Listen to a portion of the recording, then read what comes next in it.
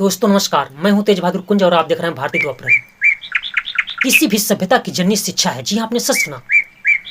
शिक्षा किसी भी सभ्यता को बढ़ाने में अहम रोल अदा करती है और यह किसी भी राष्ट्र को उसी प्रकार विकसित अवस्था में तब्दील कर देती है जैसे कोई सूर्य किसी पौधे को बढ़ा करके वह पेड़ की अवस्था में तब्दील कर देता है और वह समाज की सभ्यता को फलने फूलने में जीवन पर्यंत मदद करता रहता है।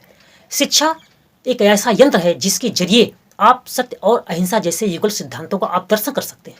और यह एक शेरनी का दूध है।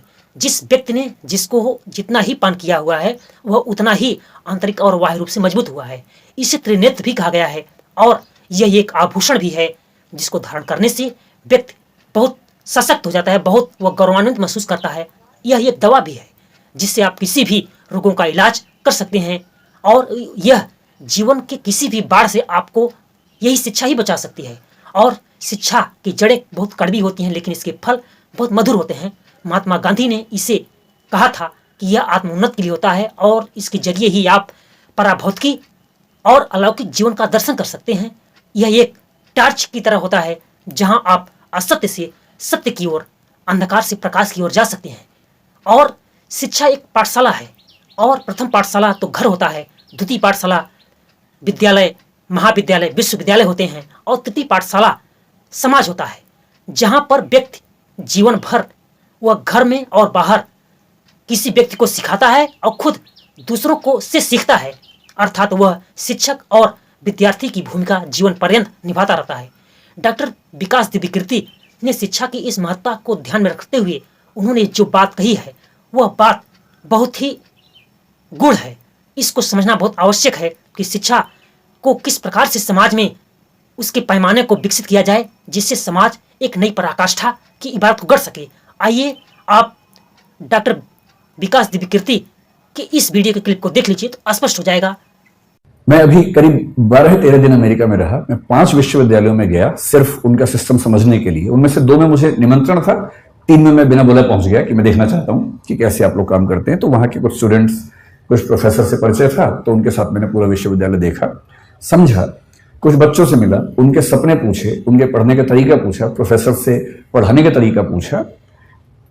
पर्पस ये था कि कल को अगर मैं कोई विश्वविद्यालय शुरू करूं जो कि मेरा एक सपना है तो मेरे पास एक टेम्पलेट हो या कई टेम्पलेट्स हों कि एक अच्छा विश्वविद्यालय कैसा होता है और बच्चों की पूरी ग्रूमिंग का तरीका क्या होना चाहिए।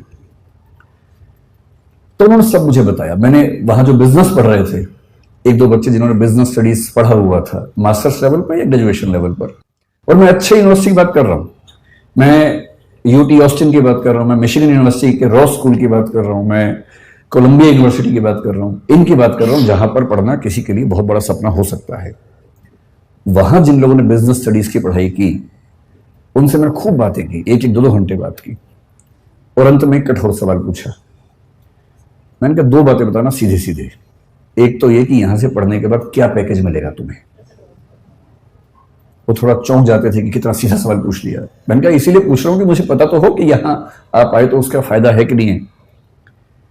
तो उनमें से कुछ ने, मैं स्पेसिफिक नहीं होऊंगा क्योंकि उनकी प्राइवेसी का मामला भी है, 1-2 लोग जो मास्टर्स में काफी अच्छे लेवल पर थे, पूरी स्कॉलरशिप पर गए हुए थे, उन्होंने बताया कि सर हमने जो यहां खर्च किया है, मतलब जो बिना फेलोशिप वाले लोग खर्च करते हैं, वो करीब भारतीय करेंसी में 1.5 से 2 करोड़ रुपए के बीच का खर्चा हो जाता है 2 साल की पढ़ाई करने का। स्कॉलरशिप है तो अलग बात है, नहीं तो इतना खर्चा हो जाता है। तो मैंने कहा उसके बाद होगा क्या। बोले सर हम जो डिग्री कर रहे हैं ना उसकी वैल्यू बहुत ज्यादा है, तो जब हम उतरेंगे बाजार में तो हम मान के चलते हैं कि हमें 1-8 साल के अंदर अंदर 2 लाख USD का एनुअल पैकेज मिल जाएगा, जिसका मतलब वही 1.5 से 1.6 CR के आसपास का पैकेज मिल जाएगा। और हमारे खर्चे हैं, लोन है थोड़ा थोड़ा, वो सब हम 3 साल में चुका देंगे क्योंकि खर्चा भी वहां ज्यादा होता है, लेकिन हम साल में 60-70 लाख रुपए बचा लेंगे, 3 साल में सारा लोन चुका देंगे। तो 2 साल की पढ़ाई का बोझ 3 साल में उतरेगा। उसके बाद हम लगभग $2 लाख हर साल कमाएंगे और लगभग $1 लाख साल का बचा लेंगे, जो कि भारत के हिसाब से काफी ज्यादा आय का मामला है। तो वैसे हम बहुत खुश यहां नहीं है क्योंकि सोशल लाइफ वैसी नहीं है हमारी, but still financially we will be so good that we can be happy on that ground. तो मैं उनसे बहुत प्रभावित हुआ। मैंने कहा वाह क्या बात है, आप खूब सफल हों, अच्छे उद्यम करें। प्रकार के चैनल को सब्सक्राइब करिए, तभी हम आपके द्वार तक ऐसी सूचना को प्रेषित करते रहेंगे। बहुत बहुत शुक्रिया। जय हिंद।